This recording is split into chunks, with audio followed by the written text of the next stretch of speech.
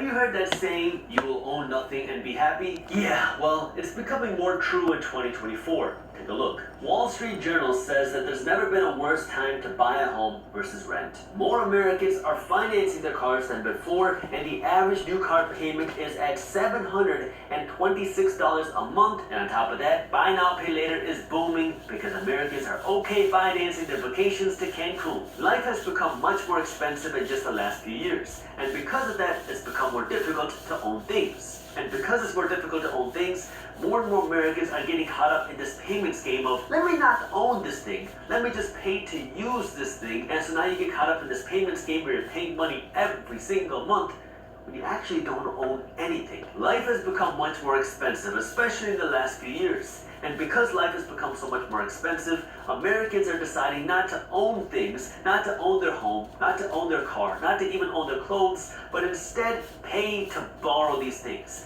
So now you're paying money every single month to have the nice things, but you actually own nothing.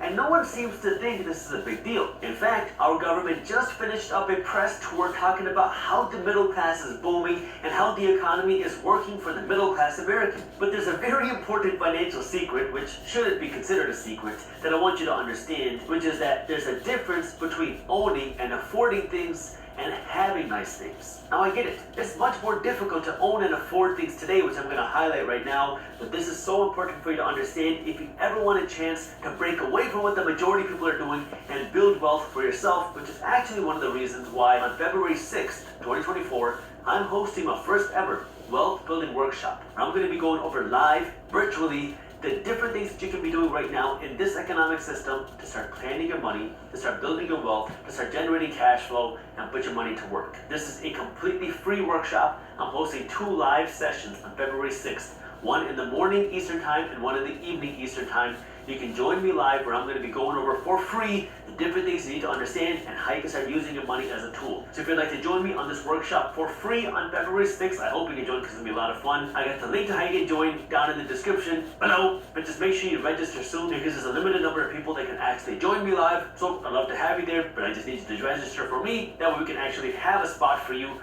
on this live workshop. So now let's jump into the numbers. In 2019, just a few years ago, the median household income in America was $68,700. The average price for a new car sold in America was $38,948. The average price for a home sold in America was $258,000, and the average price for a gallon of gas over the course of the year was $2.60. Now let's compare that to 2023. In 2023, the estimated household income is right around $76,000, which is an increase of 11% from 2019.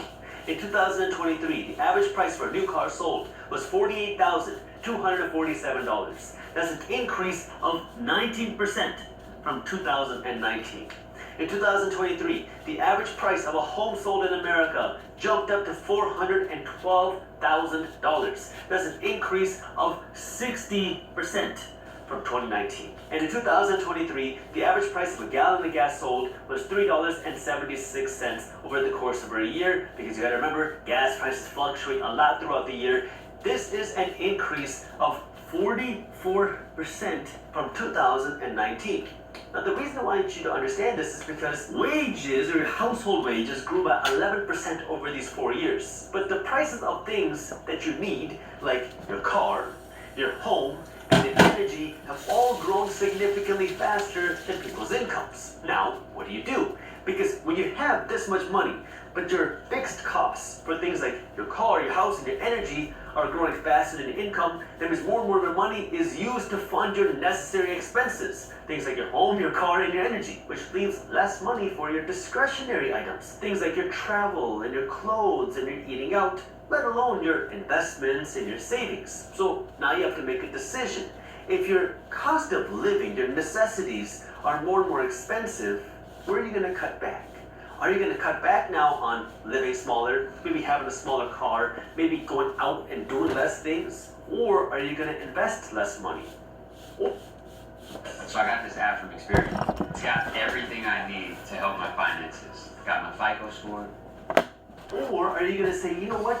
why don't we just put this on our credit card? We'll just continue financing this because you know what? We don't want to downsize our lifestyle. We're kind of used to having a certain lifestyle and we don't want to let go of some of our necessities. Which one are you going to do? And for the average American, well, we've been seeing credit card debt break new record highs. Part of the reason is people don't want to let go of their certain lifestyles. People want to continue living this high and expensive lifestyle even if the incomes are not keeping up. But you got to understand, this trend is not slowing down.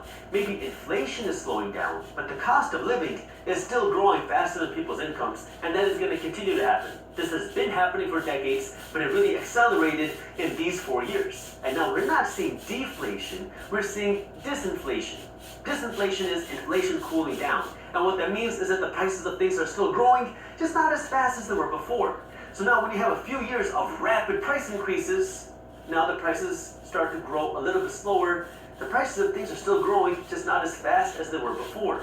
Which means that for the average person, well, their salaries can't buy you as much stuff as it could before. Bankrate actually did an interesting study on this in 2023, which was when inflation actually cooled down. And they said that in 2023, when inflation was cooling, 60% of Americans felt that their incomes did not grow fast enough to keep up with the cooling inflation. Now, if we compare that to the 2021 numbers and 2022 numbers, when we had higher inflation, the numbers are even more extreme, which means that for the average person, the high inflation outpaced your incomes, which means you're going to have to start changing what you do with your money if you ever want to have a chance to become wealthy. If we take a look at the values of things that increased and decreased between 2019 and 2023, it helps you understand the real value of financial education, because between those years, the things that lost value were things like your salaries. I'm not saying your salary is not important, but salaries did not keep up with inflation, which meant that your salary today for the average person has lost value relative to before the pandemic.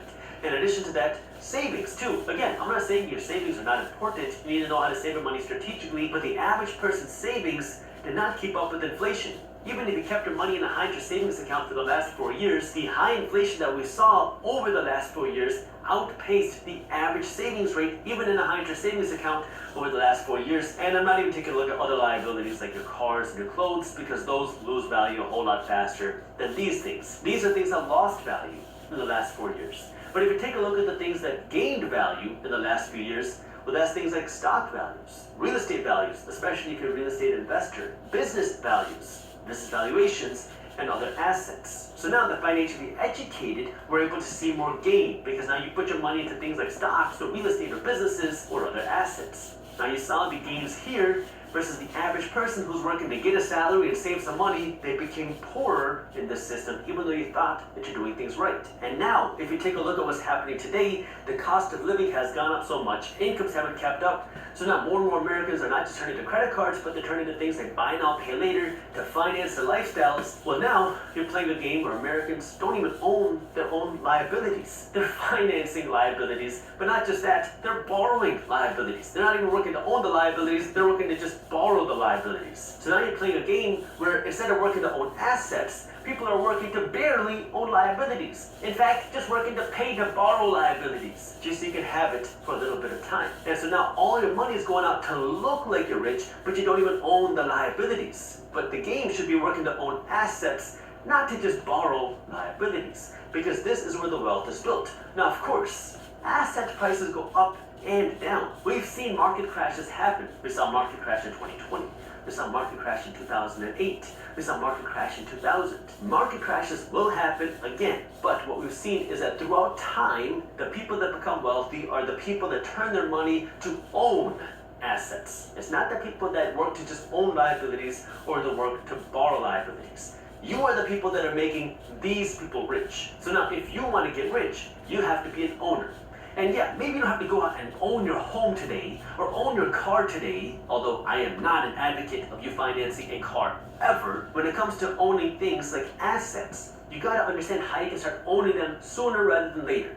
And when it comes to your home, this one's kind of a gray area, because I would like you to own your home, but I don't want you to go deep into debt. I don't want you to go and stretch yourself financially to own a home. It is okay to rent a home, but you gotta understand when it's right for you to go out and buy a home. Because as somebody who was a licensed realtor, I'm still a licensed realtor, but I don't work as a realtor, one of the things they teach you as a realtor is that your home is the biggest investment of your life. And when you're sold this pitch that the home that you live in is the biggest investment of your life, it's much easier to get you to buy a bigger and nicer home because it's an investment for you. It's an investment for your kids. It's an investment in this generational wealth. Well, if this home is an investment for you, and now you have no more money to invest into other assets, you have no more money to actually build real wealth, this home will end up turning into a money pit because now anytime something goes wrong, anytime you need maintenance, anytime you need a new roof, that's money coming out of your pocket that you'll never see again. Now you have to hope that you can sell your home for a profit, but when you sell your home for a profit, you no longer have that asset either.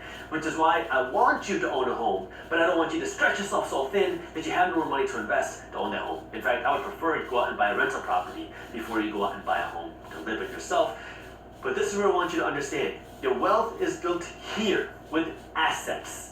Yes, we will see another market crash again. Yes, we will see the economy slow down again. Yes, we will see asset prices again. But that does not mean you should not own assets. I want you to own these instead of stretching yourself so thin just to own or have these. Sure, it's good to work on your salary. Sure, it's good to work on your savings. But especially here when it comes to your liabilities, you can't be stretching yourself thin to just own or have these before you have these. Now when it comes to your salaries and your savings, I want you to understand that at some point you're going to have to work to convert these to these because this is where your wealth is built. You're never going to become rich through your salary alone.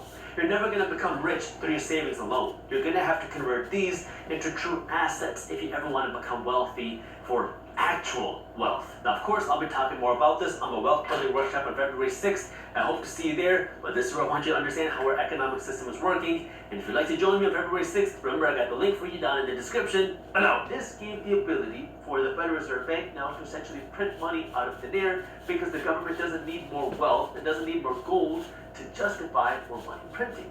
So now, if the government wants to go out and spend money, if they want to go out and do $1 trillion infrastructure package or spending bill or finance, whatever they want to do.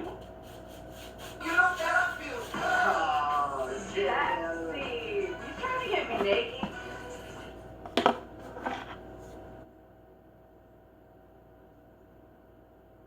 Warren Buffett says that if you can't find a way to make money while you sleep, you are going to work until you die. This is what passive income is all about.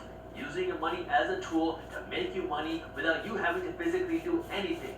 And in this video, I'm going to be going over 10 ways you can earn this type of passive income with just $1,000. What's up, everybody? I'm Justin Singh from theminorityMindset.com and welcome to The Minority Mindset. Passive income is the holy grail when it comes to wealth building because now you are earning money while you sleep. This is what wealthy people spend all their time building. They want passive income. We all only have 24 hours in a day, and you don't want to spend 20 of those 24 hours working. You want to have your money working for you, and this is what passive income is all about. You take your money, you throw it somewhere, and now your money's out making you money 24 hours a day while you're sleeping, while you're on the beach, and while you're watching YouTube videos. Once you start investing for passive income, it becomes addicting. Like you might just start off by getting $100 in passive income one year, but the next year, your goal might be how do you make $100 in a month? Then the year after that, it might be how do you make $100 a week? Then after that, it might be how do you make $1,000 a month? You can get this type of passive income by investing one of two things. You can either invest your time or your money. You can invest your time into building this money-making machine, like let's say a guacamole business that you can eventually walk away from that will continue to pay you, or you can just throw your money into this money-making machine and have other people work to grow your money and pay you. Obviously, the easier option is to throw money at this money-making machine because now you don't have to do any of the work, but you do have to put in the time to get that money in the first place. One of the biggest myths that people have when it comes to this type of passive income is that you have to be very wealthy or have a ton of money in order to get passive income. But that's just not true. I mean, if you have more money, then you can get more passive income, but you don't need a ton of money to start investing for passive income. That's why in this video, I'm going to be going over 10 ways you can start seeing this passive income in your bank account right now with just $1,000. The first 7 ways I'm going to be going over are completely passive. These are things where you can just throw your money at something, and then every month or every year or every quarter, you're going to have money deposited into your account. And the last 3 ways are pseudo-passive income, which require a little bit of work up front, but they can earn you a whole lot more passive income in the back end. The first way you can get this type of passive income is by investing in dividend stocks. When you invest in stock, you are buying ownership in a company. Like if you go out and you buy just 1 share of the McDonald's stock, you are one of the owners of the McDonald's Corporation. Now you're only going to own like 745 million of the entire corporation, but you're still one of the owners of McDonald's. Some companies like McDonald's pay their owners, their shareholders, people like you, dividends, which are cash checks just for investing in the company. When a company has a bunch of cash in the bank account at the end of the year, there's three things that they can do with this cash. They can save this money for an emergency, they can invest it into their future, so they can invest in more stores, they can create new products, or they can pay their shareholders. One of the ways that they can pay the shareholders is through a dividend, which is passive income for you. So if you go out and you buy one share of the McDonald's company, then every 3 months, every quarter, McDonald's is going to deposit a little bit of cash into your bank account. This is your dividend, your profit share check into your account just because you are one of the shareholders or owners of McDonald's. Let me give you an idea of what this is actually going to look like with a $1,000 investment, because I think there's a lot of misconceptions out there on how passive income works. Because you have all these people on Instagram and Facebook talking about, hey, here's how you can make $10,000 a month in passive income by doing nothing in 60 days. That's a big lie, by the way. So let's go over how passive income really works. McDonald's pays a 2.4% dividend yield. That means if you deposit $1,000 into the McDonald's company today, over the next year, you can expect to make about $24 in passive income from McDonald's. IBM pays a 5.5% dividend yield, which means if you deposit $1,000 into IBM over the next year, you can expect to make something like $55 in passive income. And AT&T, at the time of me recording this video, is paying a 7% dividend yield, which means if you invest $1,000 into AT&T, the company, they will pay you about $70 in passive income over the next year. Now, $24 or $70 is not life-changing money. This is not going to buy you that dream car or that fancy vacation or that private jet that everybody's talking about on social media, but it's a start.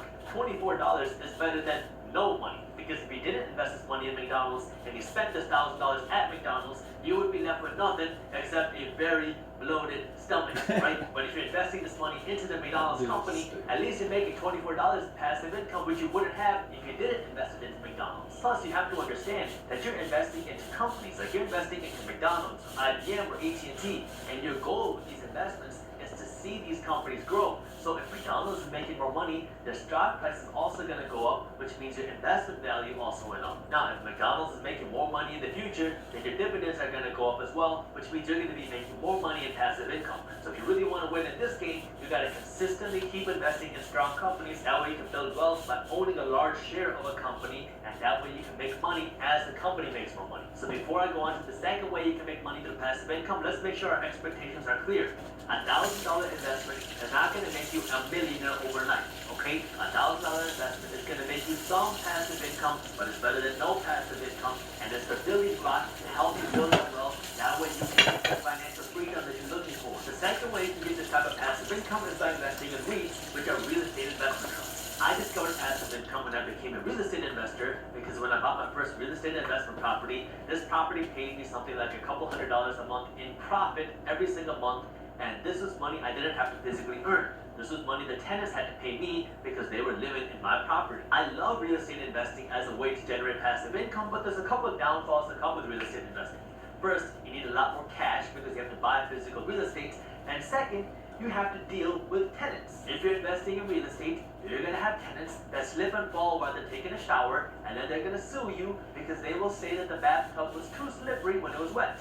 This has happened to me. If you invest in real estate, you are going to have tenants who are cutting cucumbers on the countertops, and then they're going to call you crying because they missed the cucumber and they slashed the countertop, and they're going to demand that you buy them a new countertop. That has also happened to me. Now, you can hire a property manager, that way you're not super hands-on involved in your real estate investments, but if you don't want to deal with the headache of investing and owning your own real estate properties, the next best thing is by investing in a REIT, a real estate investment trust, because now you're investing in a company that invests in real estate. The interesting thing about REITs for you is that they are required by law to follow something called the 90% rule, which says that they have to distribute 90% of their taxable income to you, their shareholders, through dividends. What that means is now you can go out and invest in a REIT on the stock market. So this REIT is a company that invests in real estate. You invested in this company, and now this company is going to invest in real estate.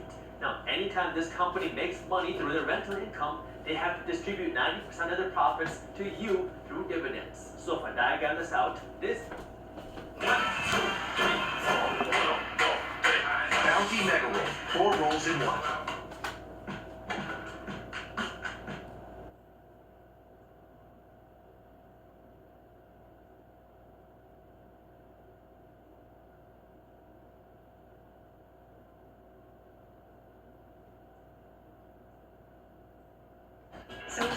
after you read the disclaimer. This is you, or draw you a nice mustache, and if you go out and you invest in this REIT is a company that invests in this real estate. Now, this real estate, let's assume this is an apartment complex. These tenants are going to have to pay your REIT, this company, rent, and then this REIT is going to have to pay their expenses and pay their bills, and then out of what money is left, they're going to take 90% of this money, and they're going to distribute this money out to people like you, shareholders, through dividends. Let me give you a couple examples so you know what to expect when it comes to returns. I'm not telling you what to invest in this video, I'm just giving you examples, that way you can get an idea of how this type of passive income investing works. And while I'm at it with the disclaimers, I can also tell you that investing has risks. You are never guaranteed to make money when you invest. You might even lose money. So always do your own due diligence and never blindly listen to a random guy on YouTube. SPG is Simon Property Group, and this is a company that invests in a lot of mixed use and major property developments throughout the United States, and they are paying a 6.5% annual yield. So if you invest $1,000 into this REIT, you are going to get $65 back in passive income without doing anything. You also don't have to deal with any tenant issues because your REIT, the company, is going to deal with that headache. So you're investing in a company that's investing in real estate, and your company is doing all the work and all the headache and all the management stuff with the real estate. You're just getting that passive income. NLY is Annaly Capital Management, and they do something a little bit different. So they don't actually own the physical real estate properties, they own the loans. They invest in commercial mortgage-backed securities, and they pay an 11.5% annual return. So if you go and you invest $1,000 in NLY, you'll make about $115 in passive income while doing nothing while this company does the work. And the bigger the dividends get, the more risk there is. So these are things you want to keep in mind. At this point, what a lot of people start doing is they start Googling how to find the highest dividend yielding stocks, and then they just invest in companies that are paying the highest dividends. As somebody who did that during his college years, let me give you a little bit of a warning. You should never solely make your investment decision based off of what dividend a company is paying, because that dividend yield can be very deceiving. Let's say you want to invest in this hypothetical company that is trading for $100 a share, and they're paying a 5% annual yield. So if you invest $1,000 into this company, they'll pay you $50. If you invest $100 into it, they'll pay you $5 over the next year. Now, what you want to pay attention to is how strong the actual company is, because let's say this company starts to do really bad, they start losing money, and they're on the verge of bankruptcy, and this stock tanks in price. They go from $100 a share to $20 a share because they're doing really bad financially. At this point, if they have not adjusted their dividends yet, it will look as if they're still paying this $5 annual yield, right? This is how much money they're paying here, and assuming they haven't adjusted their dividends, it will look like they're paying a $5 annual dividend for a $20 share price of the stock. That is what? A 25% return on your money. So people might look at this and say, wow, this company is amazing. They're paying 25% a year on my money. But what you don't understand is that this company might be on the verge of bankruptcy. So yeah, you might make a little bit of dividends, but then next thing you know, this company could go bankrupt. Or if they don't go bankrupt, they can also cut their dividends to zero, and now you are owning a company that is not really doing anything. This is why it's very important before you start investing in companies for the dividends that you analyze their financials and you analyze the fundamentals of a company. That way you're investing in a company that you want to own that is going to be more profitable in the future than it is today. And if this is very overwhelming, or if you don't want to do this, or if you don't know how to do this, then you might want to consider looking at 3 index funds. With an index fund, you don't have to find the perfect company to invest in. You can invest in a fund or a group of stocks which give you exposure to a bunch of different stocks. And now if you're investing for dividends, this passive income, you can invest in a fund that is giving you this passive income. There's a few ways you can go about this. One thing you can do is invest in a fund like VOO that's going to give you exposure to the general stock market. So VOO invests in the top 500 companies in the stock market.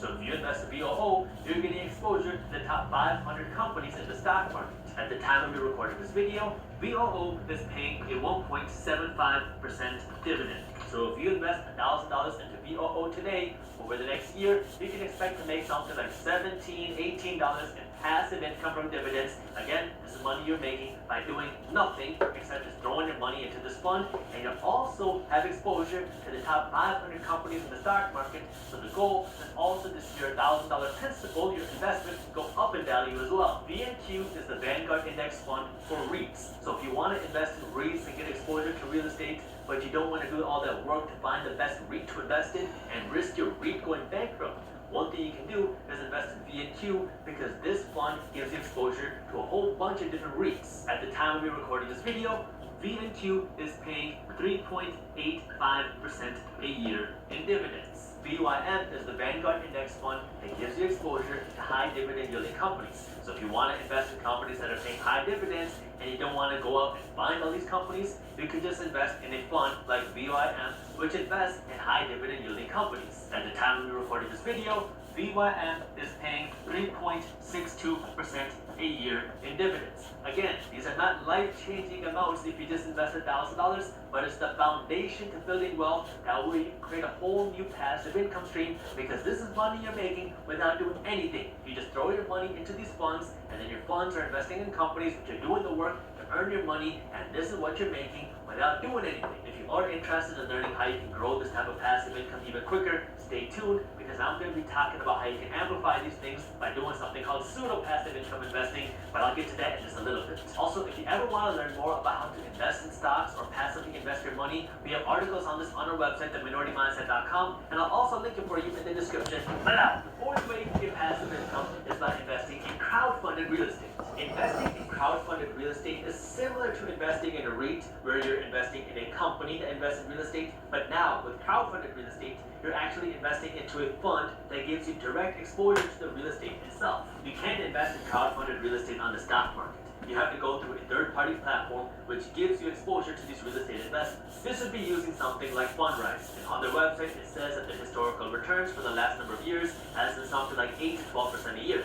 Now, this 8 to 12% figure is not just the amount of passive income you're getting. This is the passive income you're getting through dividends, and it's also depreciation in a property. So the way this works is you are investing directly into a fund, and this fund mimics the returns that a real estate property or a group of real estate properties is getting. So if these real estate properties go up in value, your fund goes up in value, and if these real estate properties make money through rent, then you make some money through rent as well. This is what your dividends are. Again, with this type of crowdfunded real estate, you're not the one going out and finding real estate deals. You're not the one going out and finding tenants. You're not the one managing tenants or paying the bills. You're just investing into a fund that gets exposure to this real estate, and there's other people that are doing all the work, and as these real estate deals make money, so do you. So this is an easy way for somebody to get exposure to real estate and get passive income from real estate without actually going out and spending hundreds of thousands of dollars or millions of dollars buying physical real estate investments. If you are interested in learning more about how crowdfunded real estate works and how you can invest in real estate, we have articles on this on our website, theminority-mindset.com, and I'll also link it for you in the description. But now, the fifth way you can earn passive income is by being a banker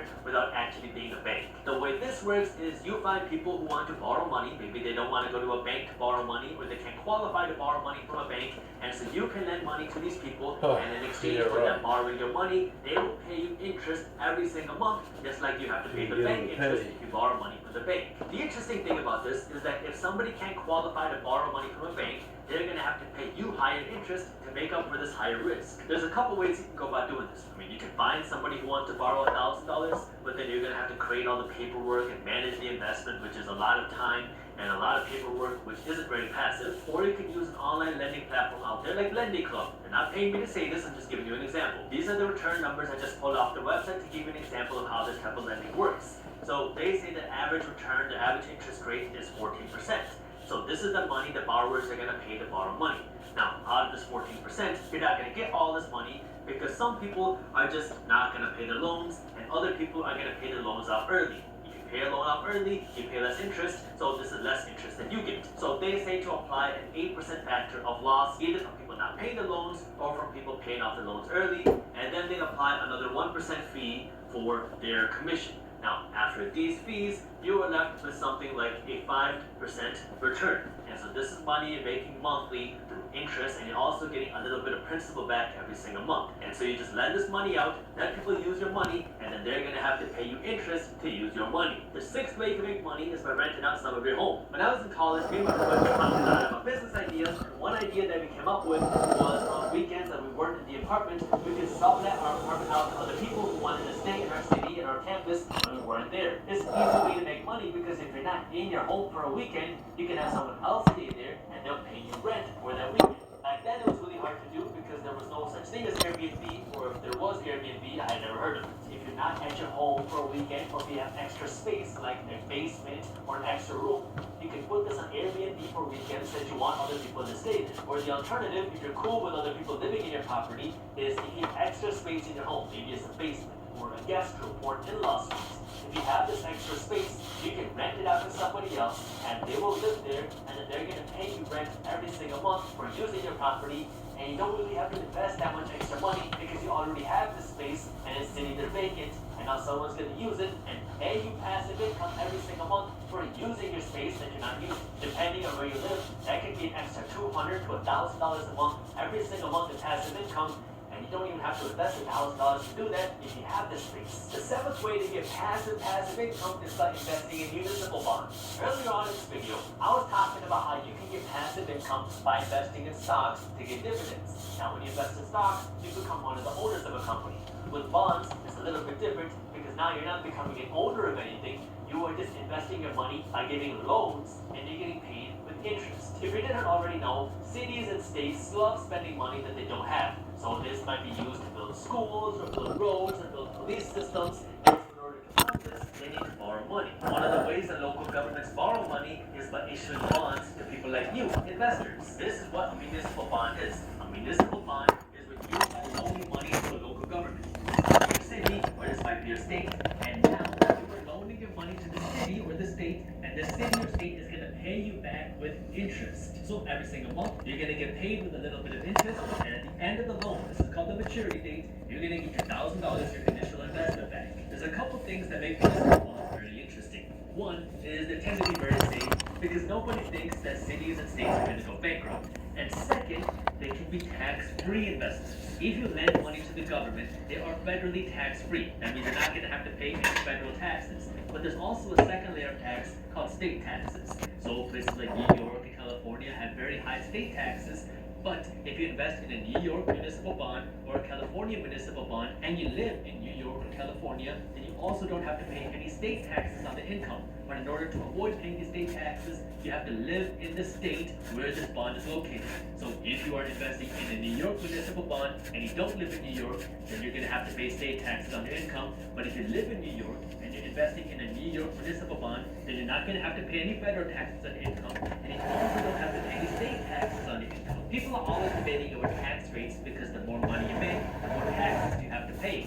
And so if you're making a lot of money in passive income, you might be subject to really high taxes. This is where municipal bonds can come handy, because if you make a lot of money, you can invest in a municipal bond and make money without having to pay taxes. One example of this is FNYQX. This is a fund that invests in New York municipal bonds, and it has a $1,000 minimum investment requirement. So if you invest in this fund with $1,000, this fund will pay you just about 2.5% a year in interest on your money. This is where things get really interesting, because this 2.5% that you're earning is tax-free.